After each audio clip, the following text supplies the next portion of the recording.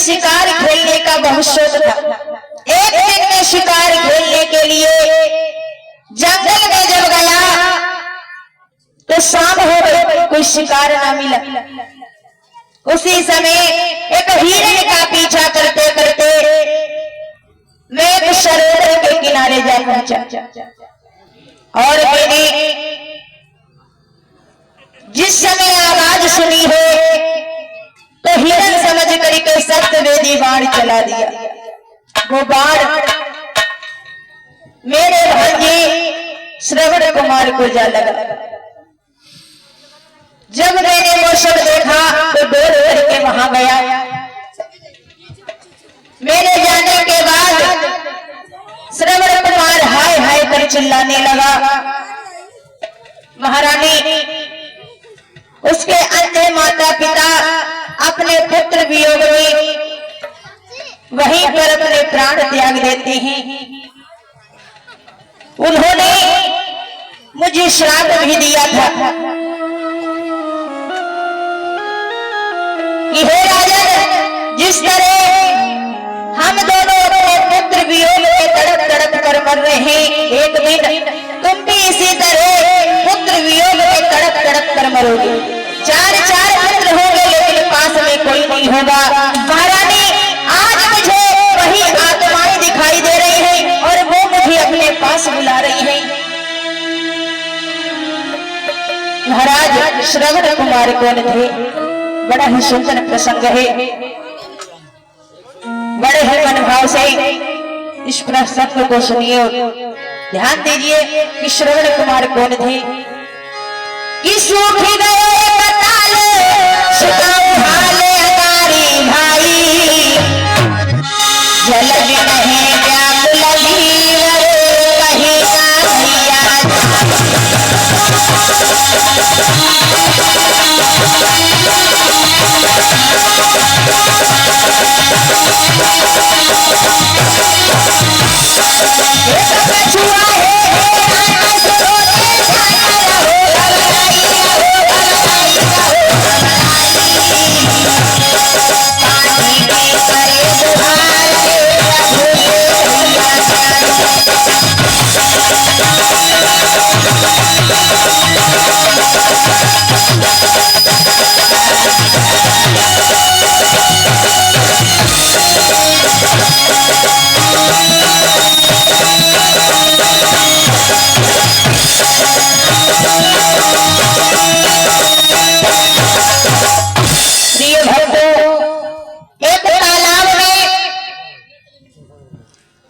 सूख गया, जिससे सारे जीव जंतु जो है प्यास के मारे मरने लगे।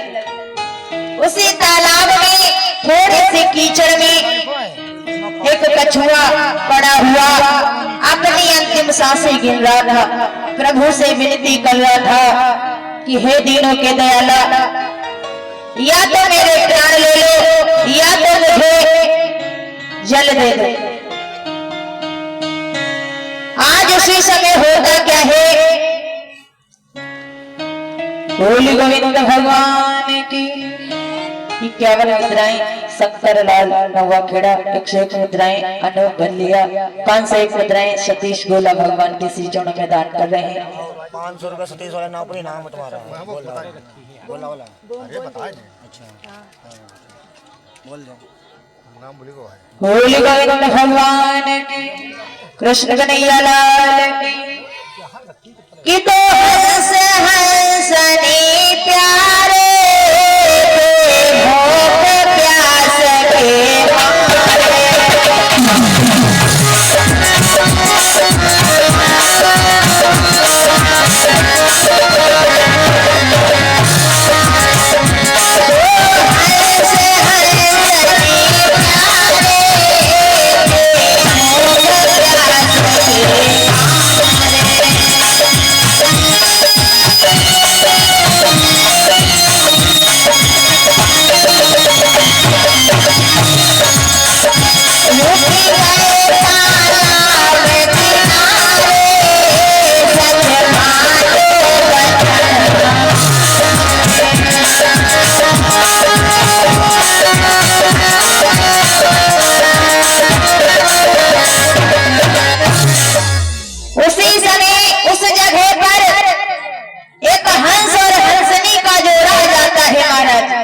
वो भी भूख के मारे तड़प रहे हैं।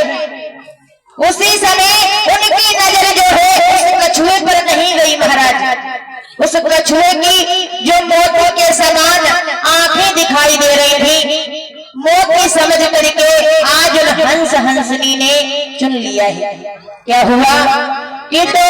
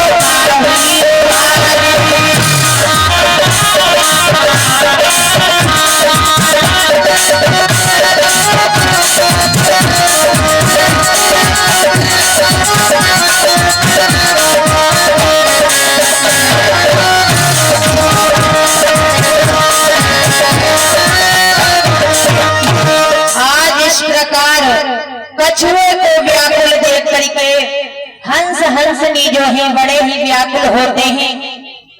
कहने लगे भैया मुझे नहीं पता था कि ये तुम्हारी आंखें हैं, हमने मोती समझ करके चुन लिया है, मुझे माफ कर दो। भैया तुम चिंता ना करो, हम तुम्हारी सहायता जरूर करेंगे। हंस कहने लगा भैया अगर मैं तुम्हारे नेत्र समझता तो ऐसा थोड़ी ना करता।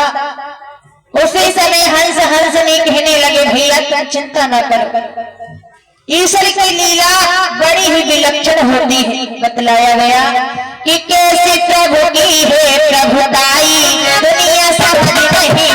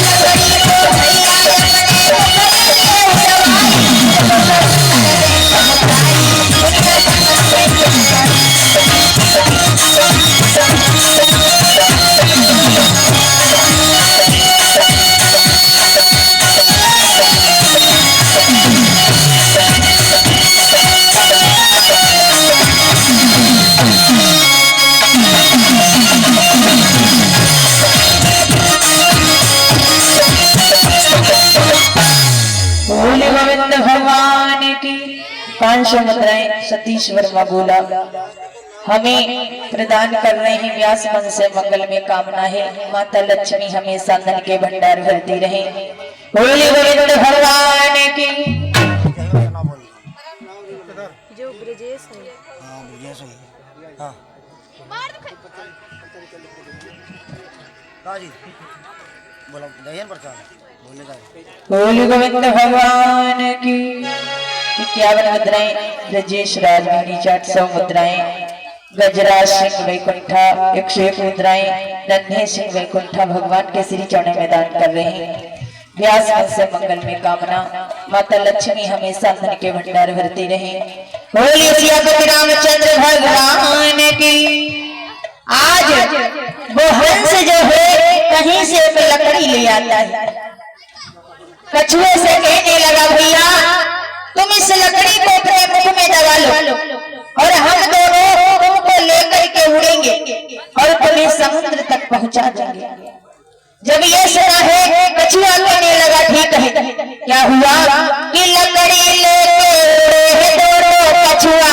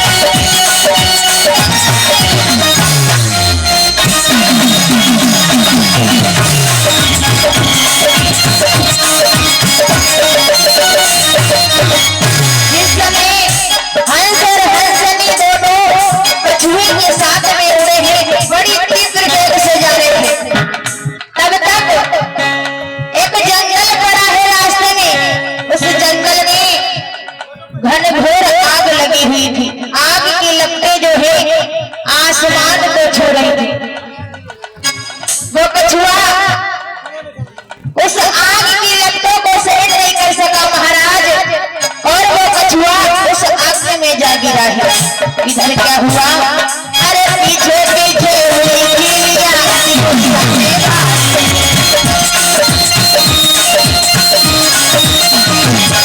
अरे पीछे पीछे हुई कीलियां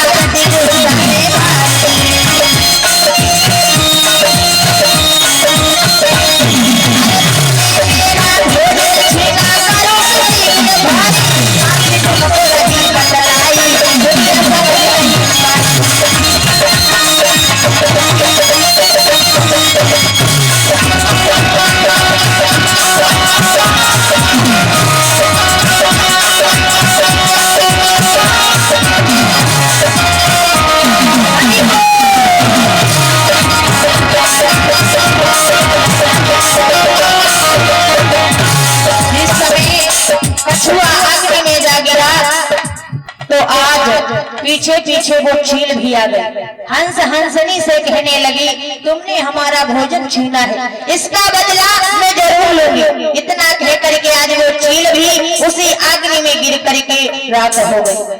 अब हंस हंसनी बचे, उन दोनों ने जब ये सब देखा तो वो भी उसी अग्नि में जल करके भस्म हो गए। महाराज अब पुनः जन्म होता है। किसका जन्म कहाँ हुआ? हंस ने पवित्र मनुवंश में जन्म लिया है, जिनका नाम औझालक ऋषि रखा गया। और उस हंसनी ने रघुकुल में आज की पुत्री बन करके जन्म लिया है, जिसका नाम चंद्रकला रखा गया है। औझालक ऋषि का विवाह जो है चंद्रकला के साथ में कर दिया गया।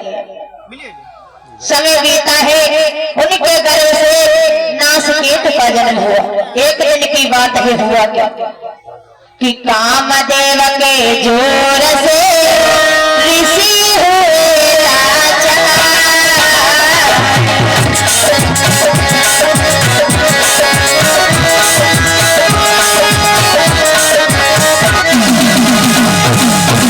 कामदेव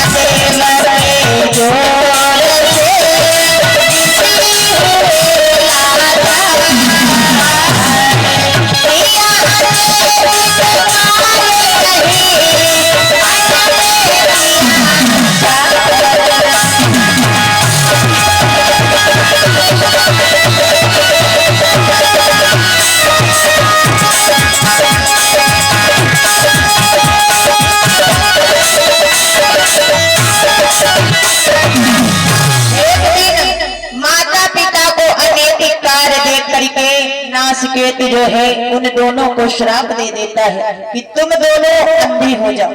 इतना कह करके नाचिकेत जो है वन में तपस्या करने के लिए चला जाता है।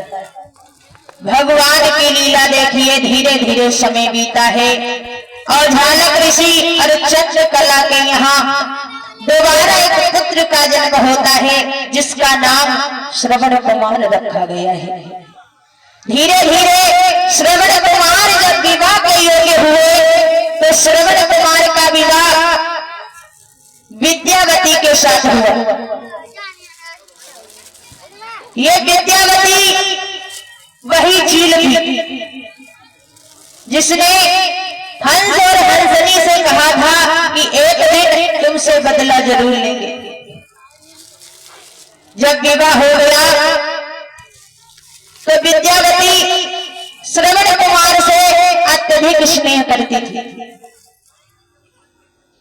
लेकिन जितना ही श्रवण कुमार से स्नेह करती थी उतनी उनके अंधे माता पिता से नफरत करती थी। क्या हुआ कि अरे विद्यावती नारी श्रवण की कीन्ही चतुराई और एक हरियालो पेट बना कर तुम्हार से लाई। अरे एक हरियालो पेट बना कर तुम्हार से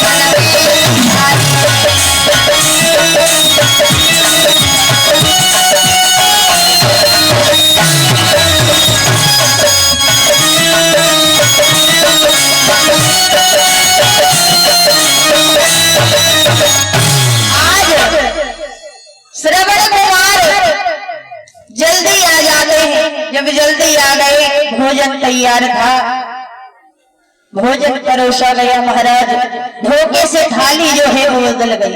खीर वाली थाली जो थी वो अंधे माता पिता के पास पहुंच गई और बहेरी वाली जो थाली थी वो श्रवण कुमार के पास आ गई। जिस समय खाया है, खाने के बाद आंखें जो है एकदम से लाल हो गई। श्रवण कुमार कहने लगा तो औरत नहीं एक नागिन है। क्या बोला है कि बनी है तू नागिनकारी और माता पिता के संग करी मेरे हरती आई।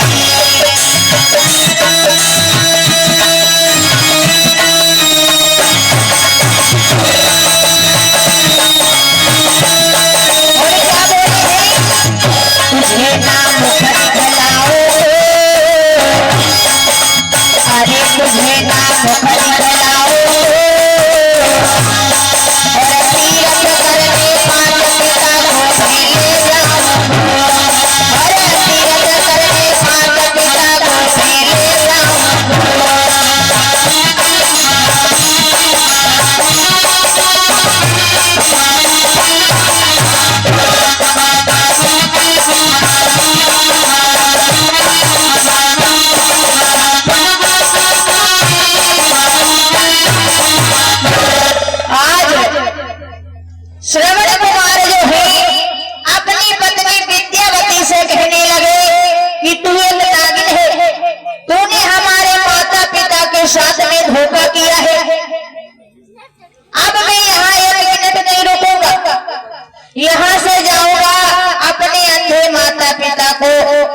यात्रा करूंगा।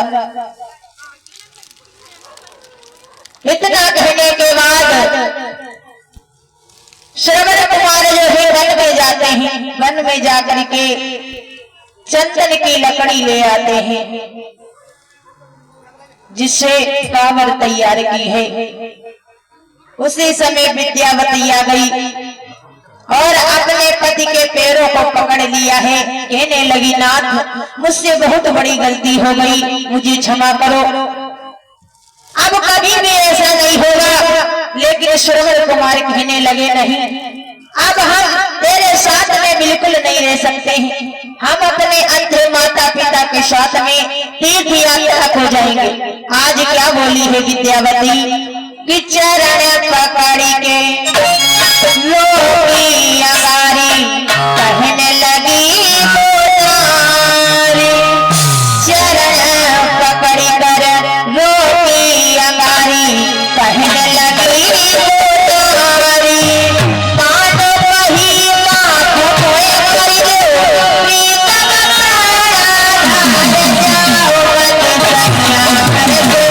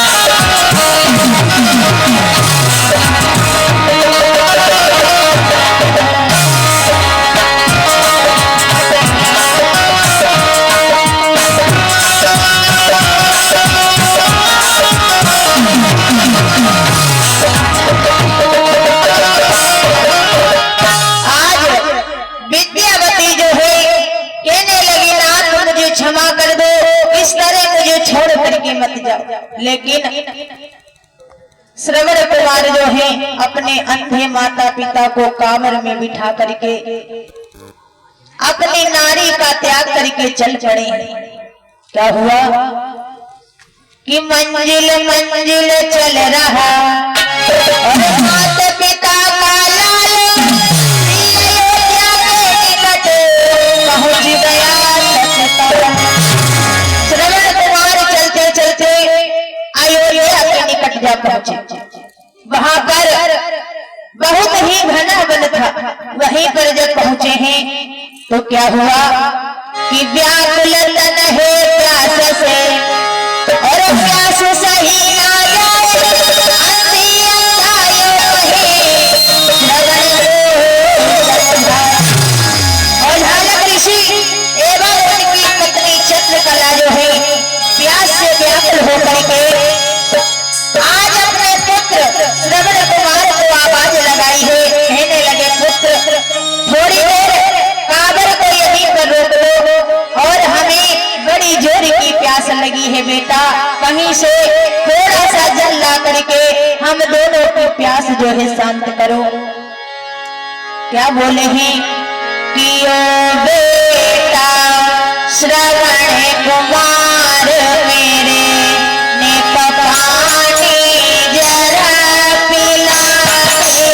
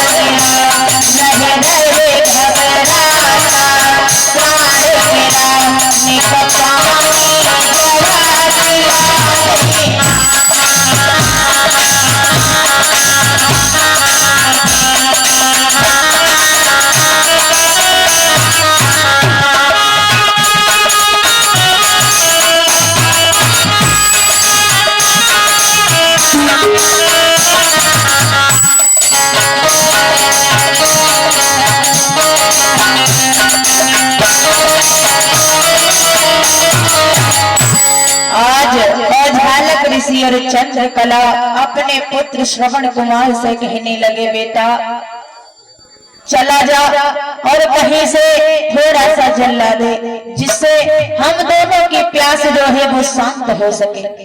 उसी समय श्रवण कुमार अपने माता पिता की आज्ञा को मान करके तू भी लेकर के चल पड़े।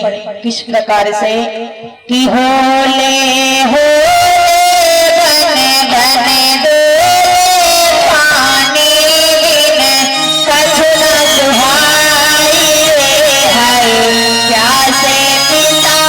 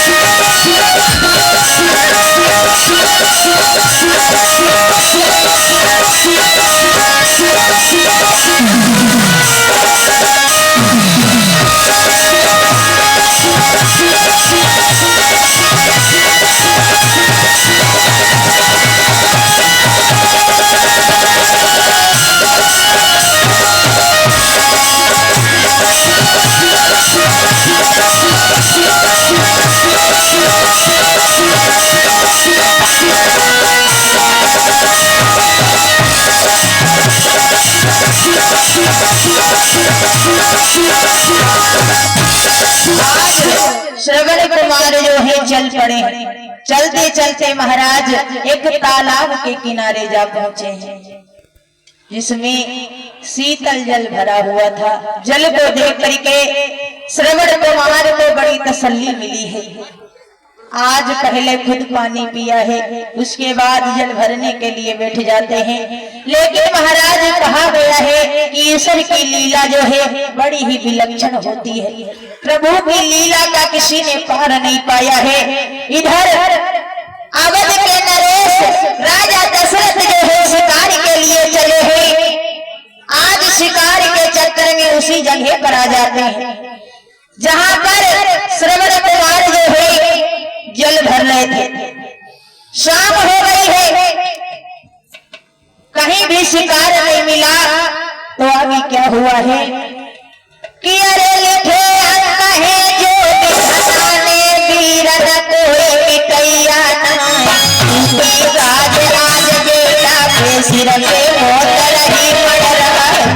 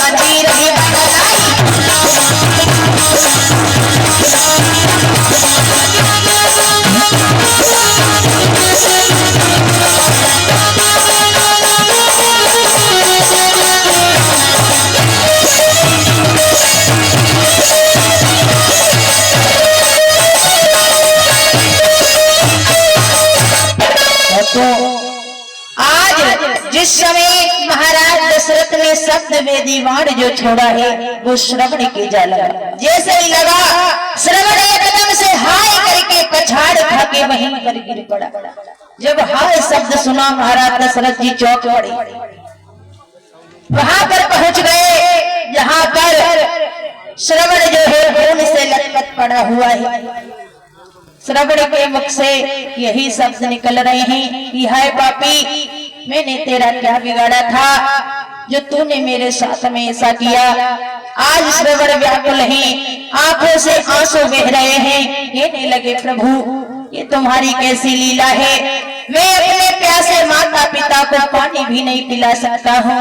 आज बोले हैं कि प्राण लेने वाले पापी, प्राण लेने वाले पापी मुखड़ा दिखा दे। प्राण लेने वाले पापी मुखड़ा दिखा दे। बता खोट तेरा आए है।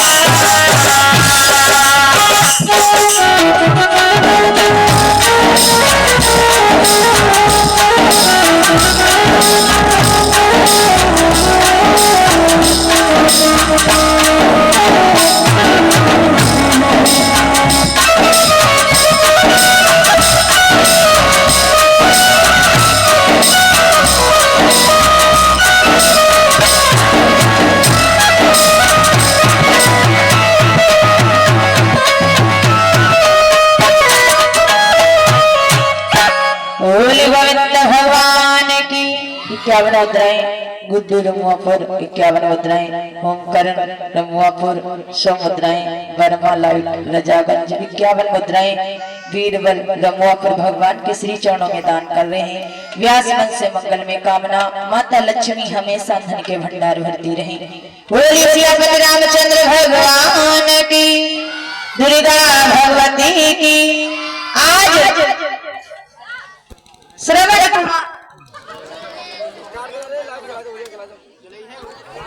बोलिए सियापति रामचंद्र भगवान की। आज जिस समय श्रवण कुमार की कर पुकार जो है महाराज दशरथ जी ने सुनी है, आज वहां पर आ गए। और जैसे ही श्रवण कुमार को देखा, देखते ही आज कहने लगे, हाय भगवान, यह मैंने क्या कर दिया? मैंने अपने भांजे को ही बाण मार दिया, आज गोदी में ले लिया है। कहने लगे, पुत्र मुझे क्षमा करो, मैंने जानबूझ के कुछ नहीं किया। आज महाराज दशरथ क्या कहते हैं कि सुन श्रवण के वचन यो राजा कहे घबराई कर, दशरथ नपति में हो अवध का बेटा सुनो चितलाई कर। मामा तुम्हारा खास में आके देखो आया इधर, सूरज छिपा दिन ढल गया तालाब पर पहुंची नजर। मैंने समझ तुझको हिरन मारा निशाना बांध कर, बेटा मेरे कर दे क्षमा, मामा तेरा विनती करे। आज महाराज दशरथ कहने लगे, पुत्र मुझे क्षमा करो, मैं तुम्हारा सगा मामा हूँ। उसी समय श्रवण कुमार कहने लगे, मामा जो होना था वो तो हो गया है। इधर वो अंधे माता पिता जब देर देखते हैं तो अपने पुत्र श्रवण कुमार को पुकारने लगे हैं। कहने लगे, बेटा तूने इतनी देर कहाँ लगा दी? आज पुकार रहे हैं किस प्रकार से कि ओ बेटा तू आजा और नीर पिला जा, धरना दिल धीर है, तब से मैंने तो गाया तुझे साथी रहे।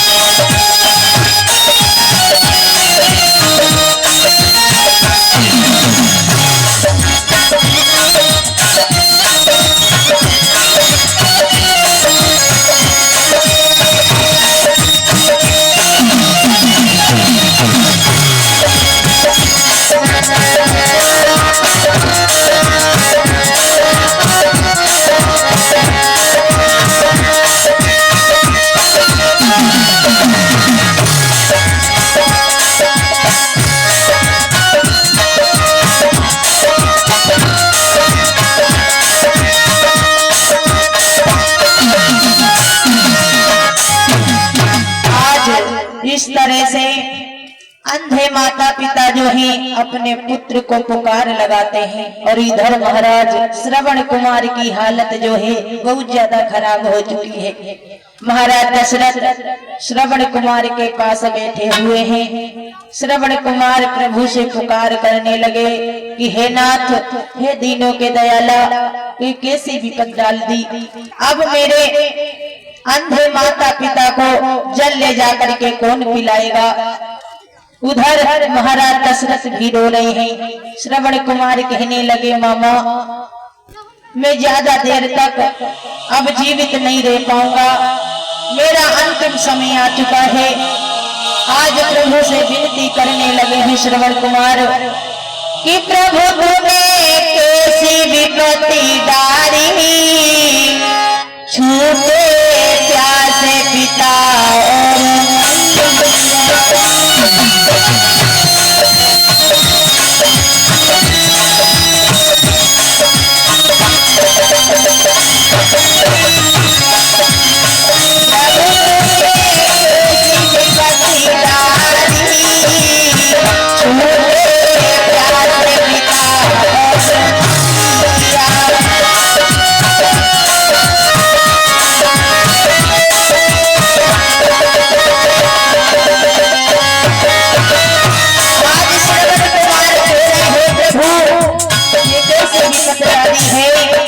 क्या बोले हैं, ठीक जो होता जल ले जाता,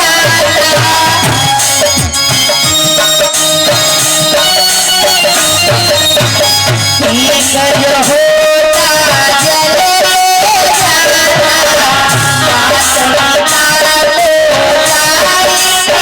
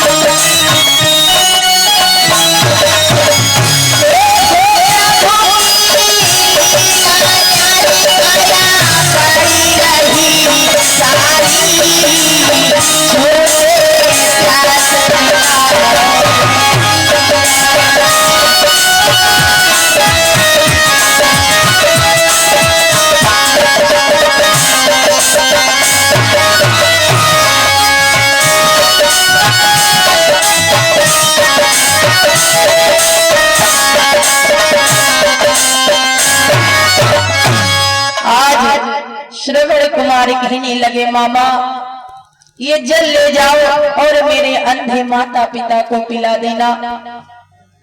पहले मेरी बात उनसे मत बताना, अन्यथा वो ये पानी नहीं पिएंगे। जल पीने के बाद में उनको सारी बात बताना।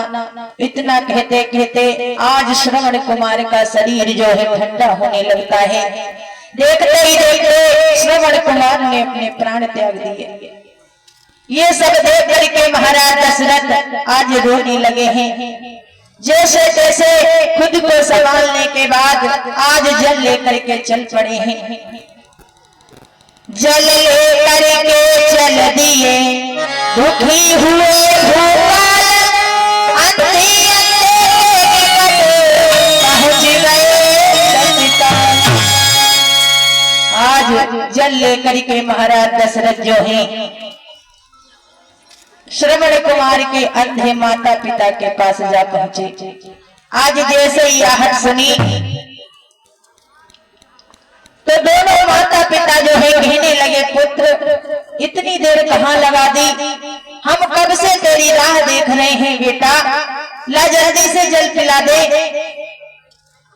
आज महाराज दशरथ जो है कुछ बोल भी नहीं सकते हैं। अंधे माता पिता जो है अपने पुत्र से कहने लगे कि लाला बोल तो सुनाई दे, बेटा बोल तो सुनाई दे, भूखा क्यों खड़ा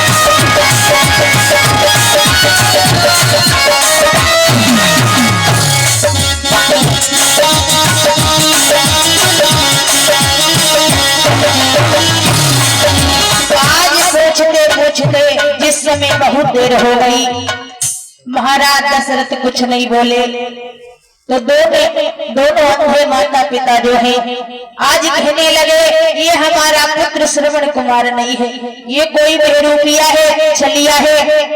आज क्रोध में आकर के औझाल ऋषि कहने लगे अरे छलिया तू कौन है, क्या बोले कि जरा भेद बता दे छलिए, कहाँ बेटा श्रवण कुमार है, दिल मेरे में आती है, मुझसे रूठी गए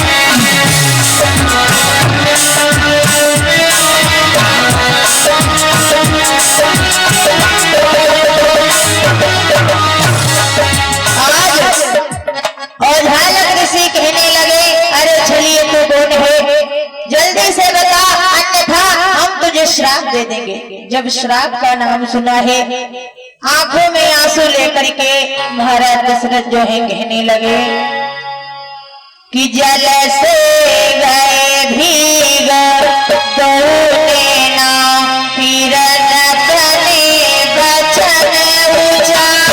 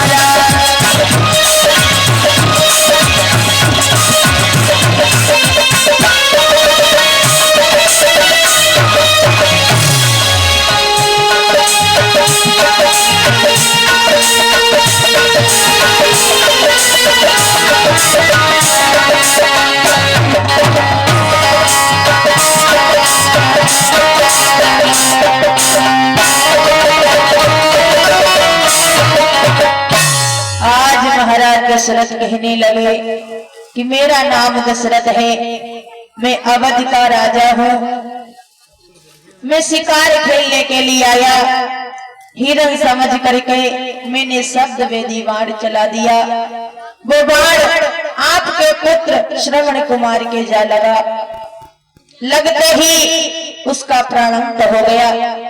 भगवान अब इस दुनिया में आपका बेटा नहीं रहा। आज जैसे ये सुना है तो दोनों की चीख निकल पड़ी है, कहने लगे अरे हत्यारे, मेरे बेटे ने तेरा क्या बिगाड़ा था जो तूने उसकी जान ले ली। आज दोनों बिलखने लगे हैं, कहने लगे प्रभु मेरे पुत्र के बिना ये सारा संसार जो है वो सूना सूना लग रहा है, मेरा कोई नहीं है, एक ही सहारा था वो तूने छीन लिया। आज कहने लगे कि पापी तूने सितम के सधाया, पापी तूने सितम के सधाया, बेरहे किस जन्म का निभाया, पापी तूने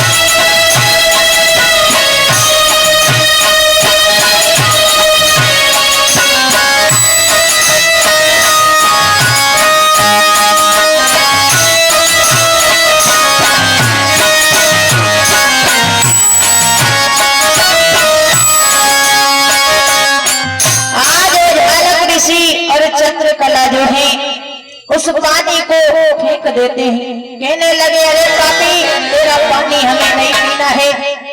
तूने जो हमारे साथ में इतना बड़ा दुख दिया है हमें, उसका बदला तो हम लेते रहेंगे। जिस तरह से हम तड़प रहे हैं, एक दिन तुझे भी तड़पना होगा। क्या बोले कि हमें क्या दुख दिया तूने, लाल छीना हमारा है।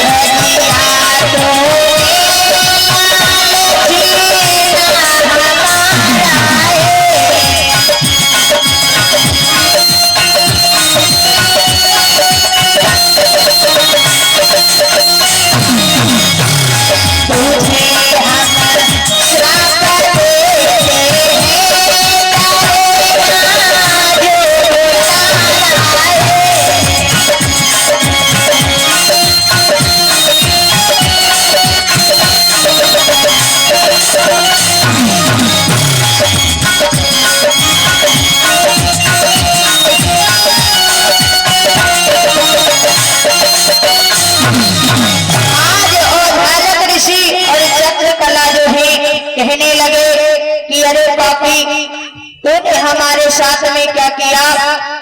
उसी समय आज कहने लगे हैं कि बुलाती मौत अब हमें जा रहे पास